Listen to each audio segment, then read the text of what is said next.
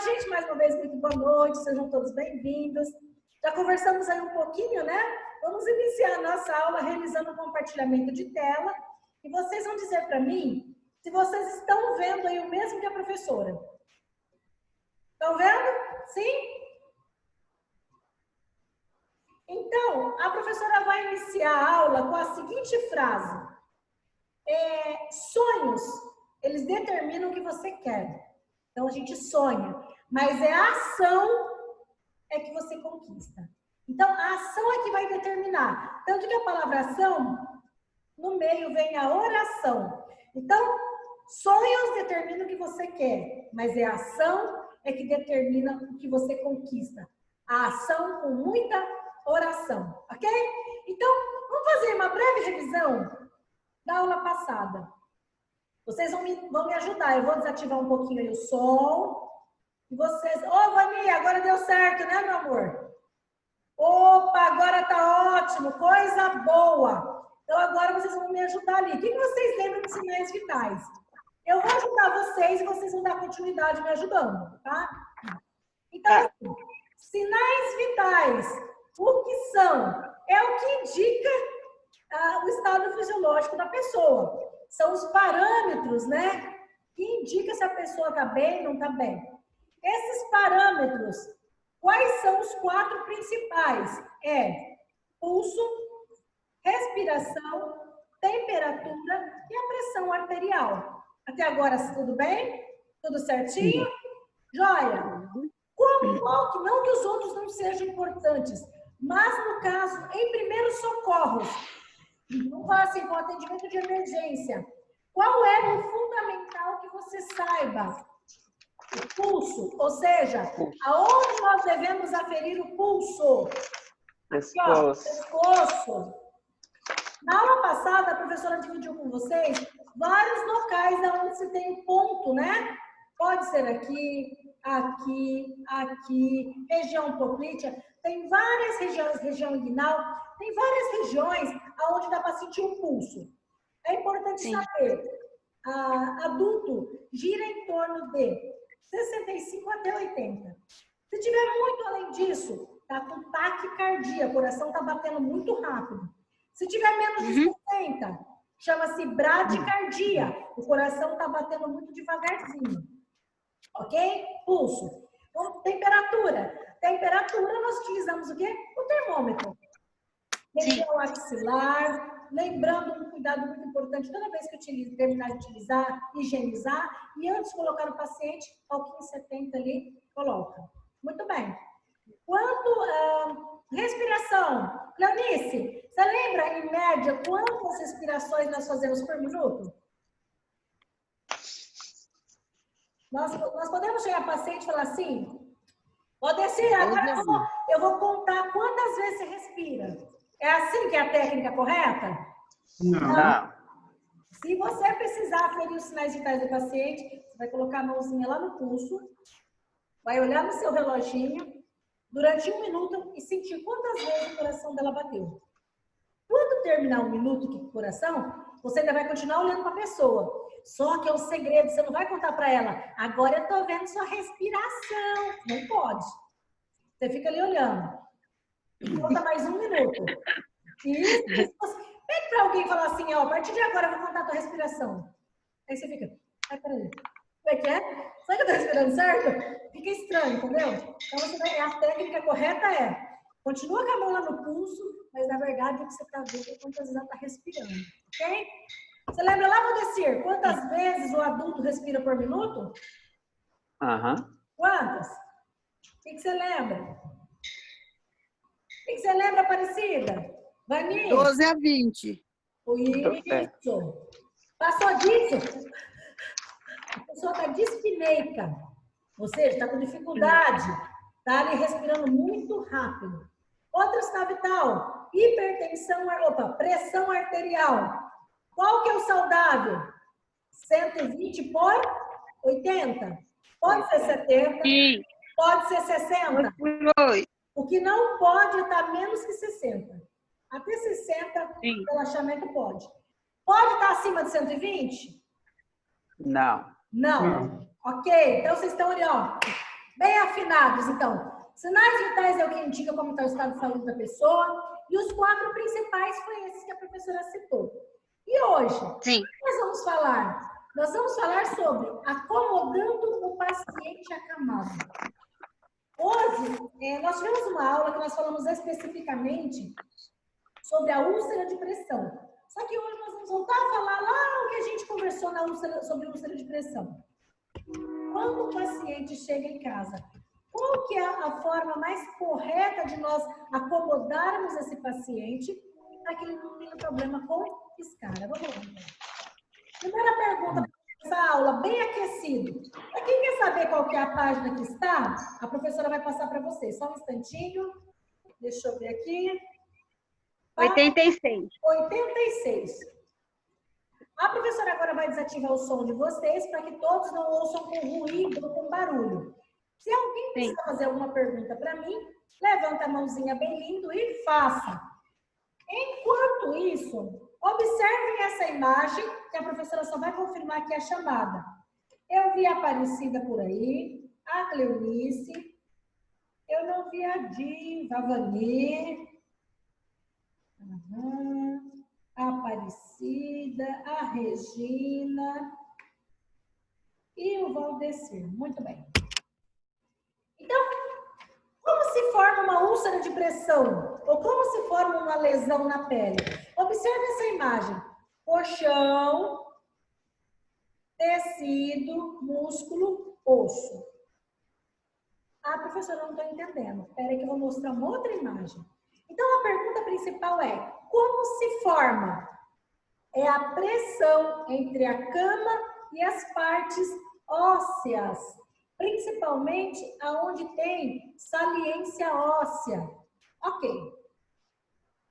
Essas lesões, o que acontece? Como é que eu posso prevenir essa lesão por pressão ou úlcera de pressão, que é um nome, uma forma mais atualizada de se utilizar? Pode-se utilizar as duas, tanto úlcera por pressão como lesão por pressão. Mas atualmente se usa o PP, úlcera por pressão ou úlcera de pressão. Essas feridas, elas se formam principalmente devido à falta de mudança de decúbito, popularmente conhecido como as escaras, tá? Então, esse aumento nessa pressão, existem formas de prevenir. Elas costumam aparecer em região, como eu comentei com vocês, aonde o osso é mais saliente. Cóccix é um dos lugares principais aqui onde aparece, que é a região sacral. Quadril, calcanhar. Olha só. Se hoje a professora falasse assim para você, ó, estou fazendo um mapeamento para que você verifique quais são essas regiões. Aonde eu coloquei pontinho aqui, ó, é aonde costuma romper. Essa região, que é a região sacral, a região do cóccix, é o primeiro lugar que aparece. Por quê? Olha quando você vira o paciente de decúbito. É retirada a pressão desse lado, mas aqui não. Olha quando esse paciente é um cadeirante. Olha os principais pontos de formação de escara. Então, vamos lá. Vamos aprender bem bacana o seguinte. Não é agradável de se ver essa imagem. Isso aí, Vani, é muito triste nós sabermos que é porque os cuidadores não mudam o paciente de decúbito a cada 2 horas. Começa a formar o quê? Uma pressão. E necrosa, tá vendo aqui o curativo? Aí tem que usar pomadas específicas para realizar o desbridamento. E fica assim.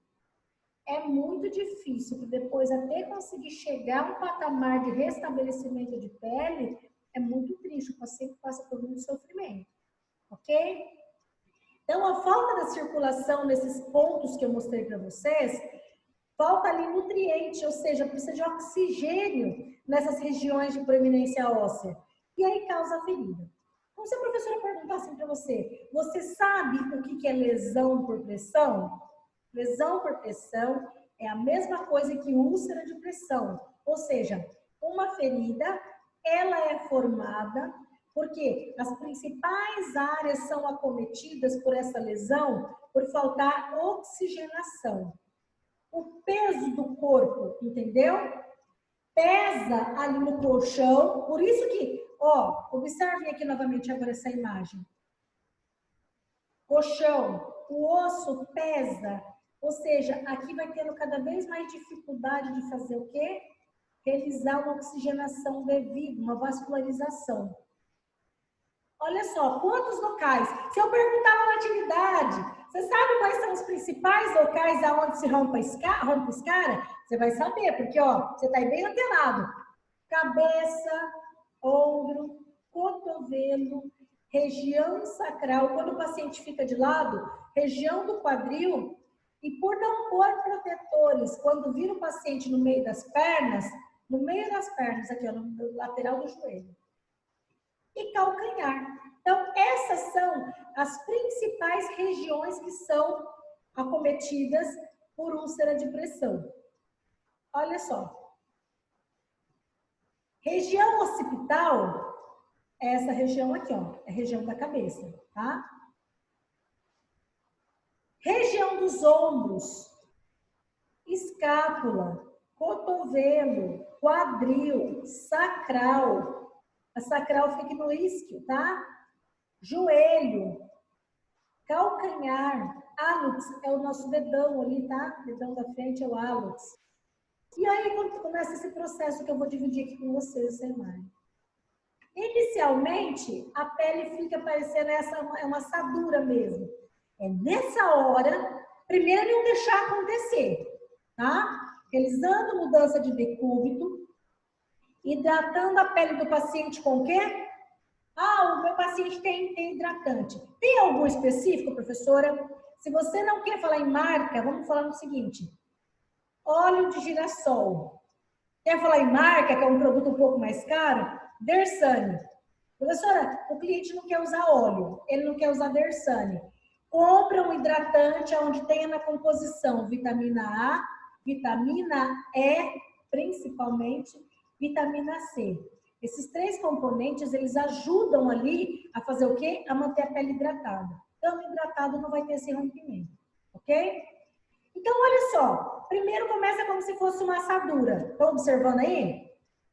Se você não quer que aconteça, claro, nenhum de nós queremos que o nosso paciente aconteça isso. Mas e se começar a acontecer? Por um descuido. Foi final de semana, você não estava com o paciente, quando você chegou na segunda-feira já estava assim. Pomada para assadura que contenha óxido de zinco. Isso, Vani, óxido de zinco. Porque o óxido de zinco, ele cria uma camada protetora na pele e ajuda a restabelecer esse tecido melhor, ok? É o mesmo que tem vários tipos de marcas de pomada de assadura. Procure uma que especificamente tenha óxido de zinco, ok? Aí começa um estado, chama estado de estratificação. Começa assim a romper, começa a sair a pele. Aí estado 2. É superficial e começa a formar como se fosse uma bolha. Causa dor? Claro que causa. Você imagina ali? Só da gente ficar muito tempo sem estar se movimentando ou ficar sentado na mesma posição já dói. Ó, conforme a professora comentou, eu já realizei a chamada, vou entregar aqui para a Érica, viu? Obrigada, Érica. Então, inicia-se parecendo uma assadura, igual o pundinho de neném ali, fica bem sensibilizado. Mas como vocês não serão cuidadores somente de idosos, também podem ser de criança, em criança, deixou a criança muitas horas sem trocar a fralda, acontece isso, tá? Sempre que troca a fraldinha, tem que deixar bem sequinho, tem que passar ali a pomadinha, não é só passar talco, não. É bom passar a pomadinha para prevenção. Rompeu, aí já não tá legal. É a abertura para a entrada de bactéria. Estágio 3, a gordura subcutânea, ela vai ser visível. Você vai ver a gordura da pele aqui. Só que ainda não há exposição de ossos. Quando vai para a fase 4, perde espessura de pele, de tecido e começa a aparecer pedacinhos de osso. Você imagina a dor que esse abençoado não sente no nosso cliente? Misericórdia de Deus. É terrível. E depois começa a entrar num estado de morte tecidual, que é a necrose. Então, se alguém perguntar para você o que é necrose, se você estiver anotando aí, pode anotar. Necrose quer dizer morte tecidual. Isso acontece porque há uma perda total dessa pele e ali vai cada vez menos recebendo oxigenação. vai abrindo, vai entrando bactéria, vai infeccionando. Infelizmente, daqui a pouco fica preto, porque não tem oxigênio nenhum. Tem que ter um acompanhamento profissional. Isso daqui tem alguns casos que nós temos que levar o paciente para o centro cirúrgico. Como? Porque tem que desbridar. Ou tanto a palavra debridamento como desbridamento, das duas formas não estão erradas. Tem que descolar esse tecido morto para que venha um tecido vivo e comece a estar de regeneração. Porque aqui, ó, essa bactéria continuar invadindo, cair na corrente sanguínea, o paciente entrar em sepsemia, ou seja, infecção generalizada, é muito rápido e morre. Isso mesmo, Vani. Morre, é tudo muito rápido. Então, cabe a nós, hoje, eu vou tirar um pouquinho a responsabilidade das minhas mãos e vou compartilhar com vocês. Como? Primeira coisa, primeiro cuidado, realizar mudança de decúbito a cada 2 horas.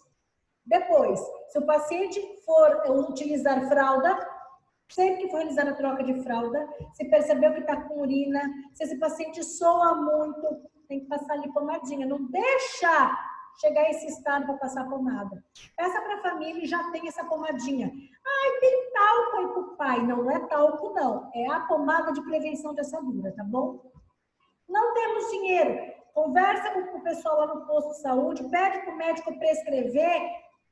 Pode ser fornecido até de graça, não é isso, Vani? A Vani tá ali assim, ó. Peraí, Vani, deixa eu destravar você, meu amor. Fala, só um pouquinho, deixa eu ver. Desativou. Pode falar, Vani.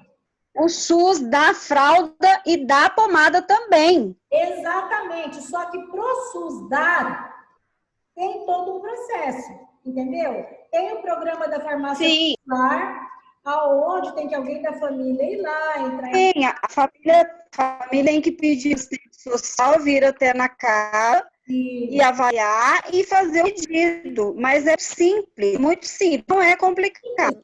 Sabe qual que é o detalhe muito principal nisso? Quando chega nesse estágio aqui, não é função de vocês. Tá? O áudio está falhando de novo. Não é função de vocês. Não é função de vocês estar trocando esse curativo. Função nossa é prevenção. Eu, como enfermeira, eu realizo esse tipo de troca de curativo. Eu acompanho o paciente home care para trocar esse curativo. Só que vocês, como cuidadores, não. Tem que receber um treinamento. Porque tem locais onde deve ser passado o produto. Não pode deixar cair o produto em local que não deve, senão prejudica a pele. Porque pomada de desbridamento ou de debridamento, ela é muito delicada. Esse curativo requer toda uma técnica. Mas vamos deixar isso para um outro dia. Hoje vamos dar continuidade ao seguinte. Eu queria passar a seguinte informação para você. Você sabia que apenas 21% do ar que nós respiramos é oxigênio? 21%. Por que a professora está falando sobre esse assunto? Porque acontece que tem um tipo de máquina que chama câmera hiperbárica. E toda cicatrização de uma escara, de um curativo, ele passa por fases. Eu não vou explicar fase a fase, eu só quero que você entenda que uma vez que abre uma ferida, tem fases. E um dos tratamentos modernos, eu fui buscar para trazer para vocês. Vocês já ouviram falar nessa câmera? Vocês sabiam que ela existe? A câmera hiperbárica chega a parecer um navio. Navio não, como é que chama? Fugiu o nome, submarino, lembrei. Ele tem um formato de um submarino. Aqui é a parte de trás dele. Vou compartilhar com vocês, ó, a parte do outro lado. Tem uma escadinha, aonde o paciente ou os pacientes entram lá dentro. Observem aqui, olha que interessante. Para receber oxigenoterapia. Oxigenoterapia hiperbárica. Quer dizer que lá dentro, ao fechar, o paciente vai receber dentro da ferida 100% de oxigênio.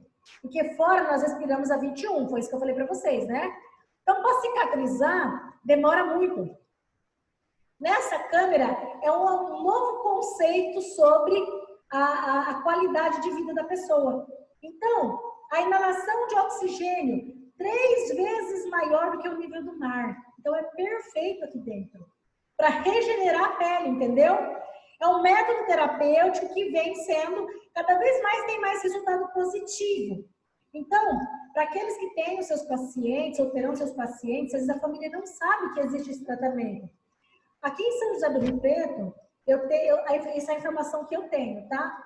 Que lá dentro do hospital, lá eles têm. Nós tínhamos paciente que quando passava por um processo de queimadura, seja por choque térmico, desculpa, por choque elétrico, ou porque de alguma forma perdeu a pele, fazia oxigenoterapia na câmara hiperbárica. Só que lá são modelos diferentes. Essa daqui é a mais moderna. Pode fazer com 4 pacientes sentados ao mesmo tempo. Então, é muito interessante. Eu falei, vou levar para minha turma ficar sabendo disso. Aqui em Rio Preto já tem o tratamento com câmara hiperbárica. Então, assim, só que o estágio da ferida tem que ser avaliado por um especialista. É ele que vai indicar se o caso do paciente é para essa terapia ou não. Ok? Anotaram aí? Câmara hiperbárica, ou seja, oxigenoterapia a 100% ali no paciente para regenerar lesão. Ok? O que mais que a professora quer que vocês saibam a respeito desse assunto? Sobre acomodar o paciente. Primeiro, se você vai acomodar o paciente e esse paciente falta o controle tanto da urina ou da evacuação, tem um risco maior. E quanto mais úmido fica o local, maior é o risco do que de romper ferida. Então, se você não consegue manter a pele desse paciente limpa de evacuação ou suor, então a umidade pode irritar a pele dele. É uma coisa que você já tem que prevenir como? Tem que, por obrigação, passar a pomadinha de prevenção. Se esse paciente permanece na cama ou na cadeira, são pessoas que estão restritas, que não conseguem, teve um AVC ou algo parecido, a probabilidade é muito maior de formar lesão nele. Então, ele também, mesmo na cadeira de roda, a cada 2 horas tem que movimentar ele. Se ele não conseguir se mexer, você vai lá e dá uma erguidinha para descomprimir e irrigar corretamente o tecido que fica ali preso, entendeu? O peso do osso. Uma má nutrição. Se você não pode manter uma alimentação adequada, a pele não vai receber nutrientes necessários. Tem aquela aula que a gente falou da alimentação, lembra? Vitamina A, água, as frutas que ajudam a hidratar. Então, esse paciente, se ele não comer fruta, não beber água adequadamente, o que vai acontecer? O processo de cicatrização, se romper ferida nele, vai ser muito maior. Eu gostaria que você soubesse que a imobilidade dele também, se você não pode mover ele ou mudar de posição sem ajuda, você tem um maior risco. Peça para alguém da família, mas não deixe de virar um paciente. Se ele for um paciente obeso, ou se ele for um paciente que tiver com alguma restrição, a professora vai mostrar para você os locais onde coloca travesseiro na hora de virar. Já ouviram uma palavra chamada coxinho? Vocês sabem o que é coxinho? Você sabe, Aparecido, o que é coxinho? O coxinho é uma forma de ajudar o paciente a descomprimir ele. Por exemplo, vai virar ele de lado, a manter ele virado. Você pode fazer com coberta, você pode fazer com toalha. Ah, lembrei. Você rola ele, faz um rolinho, prende com fita crepe, para poder ajudar a manter a cada virada desse paciente, ele tem essa descompressão. Então, não é só com travesseiro. Se não tem travesseiro, faça coxinho, faça com toalha, faça com coberta, mas não põe a coberta direto na pele do paciente. Pegue a coberta e passe um lençol em volta da coberta, entendeu? Porque a coberta é quente, aquece mais ainda. Enrole a coberta junto com o lençol. Falta de lucidez. Se você for cuidar de um paciente que tem problema mental, o que você vai fazer? Também tem que tomar muito cuidado. O paciente que toma medicamento ou que tomou uma anestesia, passou por uma cirurgia, é um paciente que ele é muito propício ao aparecimento de escário. A professora quer que você preste atenção no que eu vou falar. As pessoas que suam bastante, eles são um grande exemplo. A pessoa que está com muita febre, a umidade ali, às vezes não dá para ser controlada só com o coletor de urina, não dá, as fraldas não estão dando conta, o paciente está com problema de diabetes descontrolado, fique atento, porque esses pacientes, quando você está suando demais, tem que trocar o lençol. Não pode deixar o lençol molhado que rompe ferida. Mudança de decúbito. Existe lateral direito, lateral esquerdo. dorsal, que é de costas. Existe, ó, quantas vezes dá? 2, 4, 6, 8, 10, 12. Quando tá aqui, evite voltar e faça como se fosse um ciclo. Se ele tá do lado direito, vira ele pro esquerdo. Depois, dorsal. Depois, volta pro lateral direito. Depois, entendeu? Não fica assim, direita, esquerda. Ok? O que mais que é importante saber? Agora, vamos lá. Para quem tá anotando aí. Quais os cuidados que nós temos que ter com esse paciente? Então, destaca aí na tua apostila. Realizar mudança de decúbito do paciente de 2 em 2 horas é fundamental para prevenir úlceras de decúbito ou escaras, tá? Massagem de conforto. Deu banho no paciente, dá aquela caprichada ali, ó. Pega um creme ou um óleo corporal, movimento circular. Porque ao realizar essa massagem de movimento circular, ativa, entendeu? O banho vai ajudar nesse processo. E na mão, ajuda a massagem, ela gera prevenção, porque ela ativa a circulação. Outra coisa, travesseiro, cobertor, toalha, como eu estava citando para vocês. Faz os coxins. Os coxins é para... Você não vai deixar a perna do paciente juntada. Põe no travesseiro. A pessoa não tem travesseiro. Enrola uma toalha e põe a toalha. Só não deixa ficar encostando ali o tempo inteiro. Principalmente, Rio Preto é uma cidade de muito calor. Então, oscila muito o clima. Os idosos não podem ligar ventilador, tá? Aquele calor. Então, não deixa a pele encostada. Quais os posicionamentos para deixá-los mais confortáveis? Vai depender da dificuldade do seu paciente. Eu mostrei para vocês. Vocês podem virar lateral direito, lateral esquerdo, decúbito dorsal, decúbito ventral. Tem várias posições. Ou o que você vai deixar, não só. Ai, tá confortável assim? Vou deixar o dia inteiro assim. Ah, vou descer. Deixar você deitadinho, eu não vou nem te mexer. Não. De 2 em 2 horas. Decúbito dorsal, barriga para cima. Decúbito lateral, de lado. E decúbito ventral, você vai virar a pessoa de barriga para baixo. Pessoas, quando têm dificuldade respiratória, elas têm dificuldade em ficar em decúbito de prona, ou seja, com a barriga para baixo. Então, evite. Se sabe que o paciente tem problema, evite.